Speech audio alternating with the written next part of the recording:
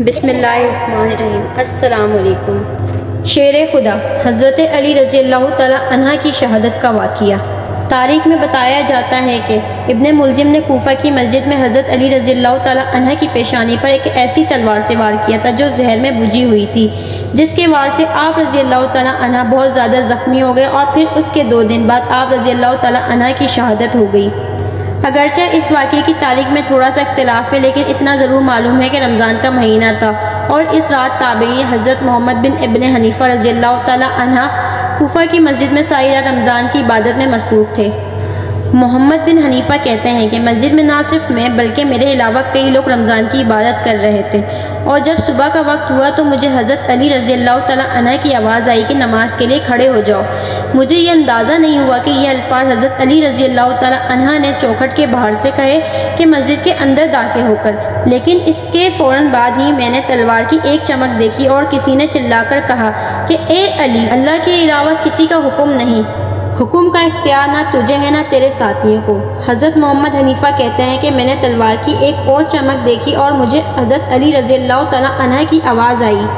کہ اسے پکڑو، یہ شخص بچ کر نہ نکلے، اور پھر لوگ ہر طرف سے اس پر ٹوٹ پڑے اور تھوڑی ہی دیر میں ابن ملجم کو پکڑ کر آپ رضی اللہ تعالی عنہ کے سامنے پیش کر دیا گیا۔ محمد بن حنیفہ رضی اللہ تعالی عنہ فرماتے ہیں کہ میں بھی بھاگ کر وہاں پہنچا اور دیکھا کہ آپ رضی اللہ تعالی عنہ کی پیشانی سے خون بہہ رہا ہے اور آپ فرما رہے ہیں کہ جان کے بدلے جان، اگر میں مر گیا تو اسے بھی اسی طرح قتل کر دینا جس طرح اس نے مجھے قتل کیا ہے، اور اگر میں زندہ بچ گیا تو اس کا فیصلہ میں خود کروں گا۔ حضرت محمد بن حنیفہ کی گواہی۔ یہ سچ ہے کہ حضرت علی رضی اللہ تعالی عنہ کو اپنی شہادت کے متعلق علم پہلے سے ہی تھا، کیونکہ اس کی ایک پیشن گوئی اللہ کے رسول آپ صلی اللہ علیہ وآلہ وسلم سے پہلے ہی سن لی تھی۔ حضرت علی رضی اللہ تعالی عنہ کی شہادت کی سازش میں 3 لوگ شامل تھے۔ ان تینوں کا نام ابن ملجم، شبی اور وردان تھا۔ محمد بن حنیفہ فرماتے ہیں کہ میں نے تلوار کی پہلی چمک دیکھی، وہ دراصل شبی کی تلوار تھی جو اپنے نشانے سے چوک کر دروازے کی چوکھٹ پر لگی تھی۔ شبی کا وار حضرت علی رضی اللہ تعالی عنہ کو نہ لگ سکا، لیکن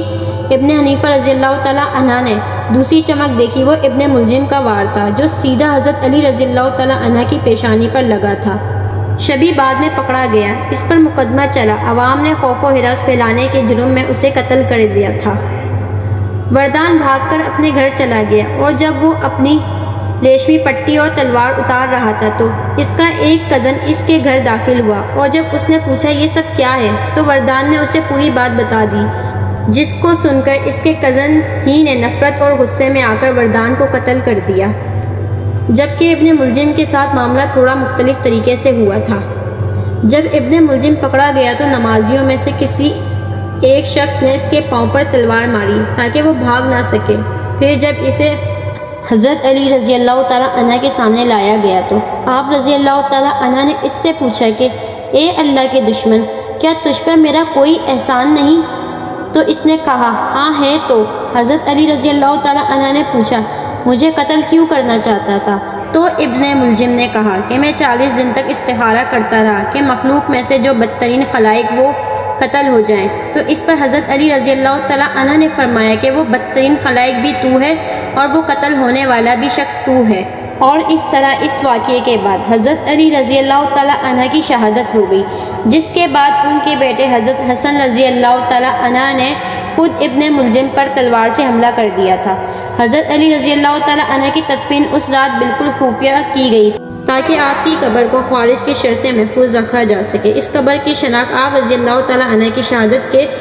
150 سال بعد جاگا خلیفہ ہارون الرشید کے دور میں ہوئی تھی، اور یہ وہ جگہ تھی جہاں آج نجف کا شہر آباد ہے، بلکہ نجف کا شہر حضرت علی رضی اللہ تعالی عنہ کی قبر کی شناخت کے بعد ہی پھیلا تھا۔